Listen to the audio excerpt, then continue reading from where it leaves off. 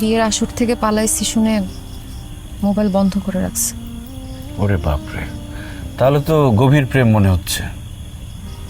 আরে ধুর, বাড়ি থেকে রাগের মাথায় পালায় কি করব, কোথায় যাব বুঝতে পারতেছিলাম না।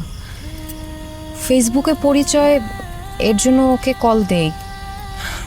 আমার কথা শুনে সে তো অবাক। ভাবছিলাম তার কাছে একটু হেল্প পাবো, কিন্তু হেল্প পেলাম তোমার কাছে।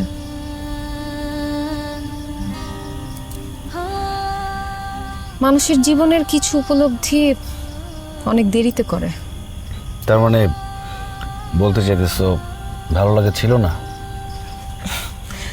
আসলে আব্বা আর ভাইয়ের অতিরিক্ত শাসনে মাঝে মাঝে মনে হতো তারা যেটা বারণ করছে সেটাই বেশি বেশি করে করি। এরপর থেকে লুকিয়ে লুকিয়ে ফেসবুকে তার সাথে আমার পরিচয়। ও, তার মানে পরিবারের বন্ধু জীবন মনে হয়েছে আর বাইরের রঙিন জীবনটা স্বাধীন মনে হয়েছে, তাই না?